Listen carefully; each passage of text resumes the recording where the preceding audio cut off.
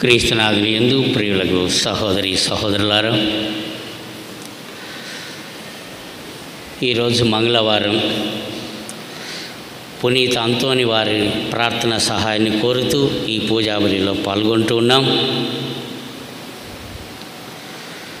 పునీత అంతోని వారు జన్మించిన స్థలం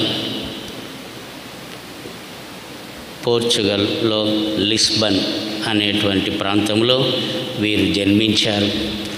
కానీ వీరి సువార్త ప్రబోధం అంతా కూడా ఇటలీ దేశంలోని పాదువాపురిలో జరిగింది. వారు భూస్థాపితం చేయబడింది కూడా పాదువాపురిలోనే.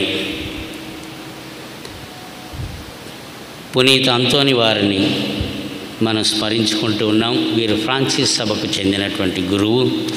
ధనిక కుటుంబం నుండి వచ్చి సర్వస్వాన్ని త్యజించి పేదవానిగా ఆయన సువార్త ప్రకటన చేశారు. క్రీస్తు ప్రభు వీరి యొక్క ప్రార్థన ద్వారా సహాయం వలన అనేక అద్భుతాలు చేసి ఎంతోమందిని విశ్వాసంలోనికి చేర్చారు. మనం చూస్తే పునీత అంతోని వారి జీవిత కాలంలో వారు చేసినటువంటి అద్భుతాలు చాలా ఉన్నాయి. పునీత అంతోని వారి యొక్క మరణం తర్వాత వారి సమాధి దగ్గర పాదువాపురిలో జరిగిన ప్రార్థనల ద్వారా అనేక అద్భుతాలు జరిగాయి. ఈ నవయుగంలో 1920వ శతాబ్దంలో ఈ నవీన కాలంలో కూడా వారి ప్రార్థన సహాయాన్ని కోరుతూ అనేక అద్భుతాలు జరుగుతూ వచ్చాయి. నేను ఈ మధ్యనే మే నెలలో రెండోసారి యూరప్ ట్రిప్కు పిల్గ్రిమేజ్కి వెళ్ళాం. ఈ లిస్బన్ పోర్చుగల్లో కూడా ఒకరోజు ఉండి ప్రార్థన చేసి పూజలు చేశాం. పాదువాపురి అంతోని వారి యొక్క పుణ్యక్షేత్రంలో కూడా పూజ చేసి ప్రార్థన చేసి వచ్చి ఉన్నాం. అనేకమైనటువంటి అద్భుతాలు జరుగుతూ వారు ఎంతోమంది ప్రజలు సాక్ష్యం పలుకుతూ ఉన్నారు. నేను మొన్న మే నెలలో 2 వారాల పాటు అక్కడికి వెళ్ళి ఈ ప్రార్థనలలో కూడా పాల్గొన్నాను. నేను ఈరోజు మీతో ఒక విషయం మాత్రం ప్రధానంగా ధ్యానిస్తున్నాను. అంతోని వారు సుప్రసిద్ధ బోధకుడు. దేవుని వాక్యాన్ని ప్రసంగించేవారు. ఎంత శక్తివంతంగా ప్రసంగిస్తారు అని అంటే, ఇక్కడ ప్రసంగం చేస్తే వేరే దూర ప్రాంతంలో ఉండేవారు కూడా వినేవారు.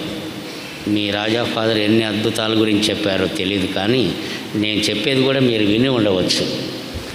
ఒక దగ్గర చేస్తే ప్రసంగం ఇంకొక దగ్గర వేరే దగ్గర కూడా వినేవారు. దూర ప్రాంతాలలో కూడా ఈ ప్రసంగాన్ని వినేవారు. అంతటి అద్భుత శక్తి వారికి ఉంది. సువార్తను ప్రబోధించారు. ఎంతో కన్విక్షన్తో ఆయన ప్రబోధించి ఎంతోమందిని ఆయన చేశారు.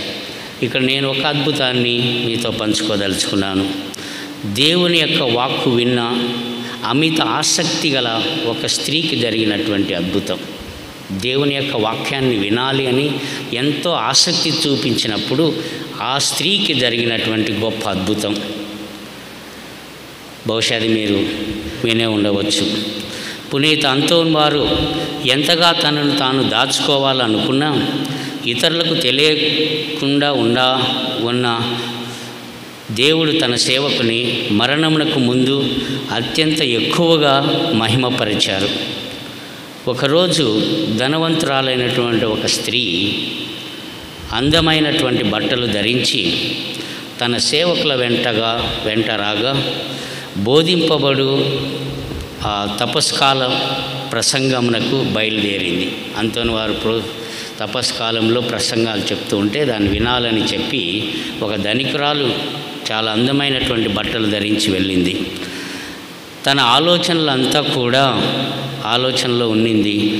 అందుకే ఆ ప్రసంగాన్ని వినాలి అనేటువంటి ఆశతో వెళ్ళి రోడ్డు ప్రక్క సరిగా చూడకోకుండా ప్రమాదవశాత్తు మురికి నీరు ఉన్నటువంటి ఒక కుంటలో పడిపోయింది.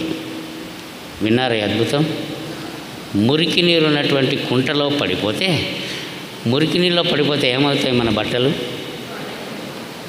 దుర్వాసన వస్తాయి, పాడైపోతాయి. మళ్ళీ ఆ బట్టలు ఉతుక్కునేంతవరకు వేసుకోవడానికి వీలు కాదు.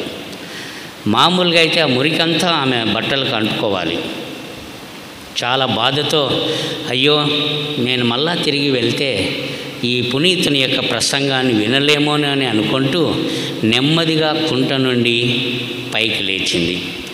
సేవకులు ఆమె వెంట వచ్చినటువంటి సేవకులు ఆమెను బయటికి తీస్తుంటే ఆమె బట్టలపై ఒక్క చుక్క మురికి కూడా కనిపించలేదు. Praise the lord.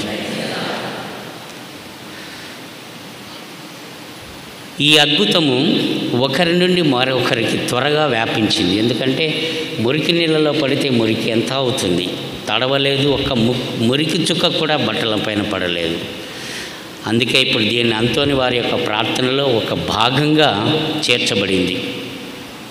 ఇక్కడ మనం చూడవలసింది ఏమిటంటే దేవుని వాక్కు వినటము వలన తప్పనిసరిగా దేవుని యొక్క ఆశీర్వాదాలు పొందుతాం.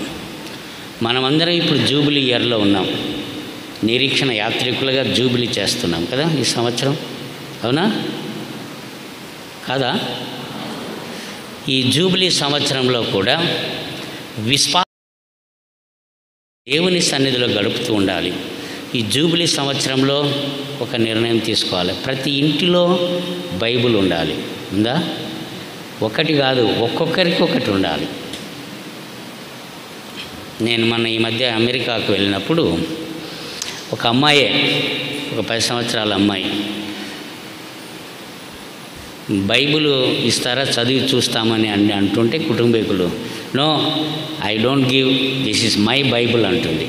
ఇది నా బైబిల్, నాకు ఉండాలి, నీకు కావాలంటే నీ బైబిల్ తీసుకో అని చెప్తుంది. అంటే ప్రతి ఒక్కరూ ఉంటే సరిపోదు, ప్రతి ఒక్కరికి ఒక బైబిల్ ఉండాలి జూబిలీ సంవత్సరంలో. అంతేకాకుండా దాన్ని ప్రతిరోజు చదవాలి, విశ్వసించాలి, పాటించాలి. యాకోబు రాసినటువంటి లేఖలో దేవుని వాక్యాన్ని వింటున్నానని ఆత్మవంచన చేసుకుంటే సరిపోదు, దానిని ఆచరించాలి. అది మనం గుర్తుంచుకోవాలి. అందుకే లూకా రాసిన సువార్త 11వ అధ్యాయం 27-28 వచనాల్లో మనం చదివితే అక్కడ ప్రభు ప్రసంగిస్తున్నప్పుడు ఒక స్త్రీ నిన్ను మోసిన గర్భమును నీకు పాలిచ్చిన స్తనములను ధన్యమైనవి అని ఎలుగెత్తి పలికింది. అందుకు యేసు దేవుని వాక్కును ఆలకించి పాటించువారు మరింత ధన్యులు అని. ఈ స్త్రీ కూడా దేవుని వాక్యాన్ని ఆసక్తితో వినాలి అని చెప్పి వెళ్ళింది కాబట్టే ఆమె మురికి కుంటలో పడితే కూడా మురికి ఆమెకు సోకలేదు. దేవుని యొక్క ఆశీర్వాదం అలా ఉంటుంది. దేవుని వాక్యం మీదనే మనం ఆధారపడి జీవించాలి. సజీవమైనటువంటి వాక్కు, 2 అంచుల ఖడ్గం కంటే పదునైనటువంటి వాక్కు మన హృదయాల్లోనికి చొచ్చుకొని పోయి మారు మనసు పొందేటట్లుగా ఉండాలి. ఆ వాక్యాన్ని వినాలి, పాటించాలి. చాలా కష్టం, వినటం సులభం, పాటించటమే కష్టం. మరి ముఖ్యంగా ప్రభు ఆయన ప్రేమను గురించి, క్షమాపణ గురించి చెప్తున్నాడు. ఇప్పుడు పూజాబలిలో పాల్గొంటున్నాం, అర్పిస్తున్నాం ఈ పూజాబలిని. ప్రభు ఏమంటున్నారు? నీలో ఎవరికైనా మనస్పర్ధలు ఉంటే నీ కానుకలను అక్కడ పెట్టి వారితో సఖ్యతపడి వచ్చి అర్పించండి అంటున్నాడు. క్షమాపణ గుణం ఉండాలి, ప్రేమించే గుణం ఉండాలి, సేవా తత్పరత కలిగి జీవించాలి.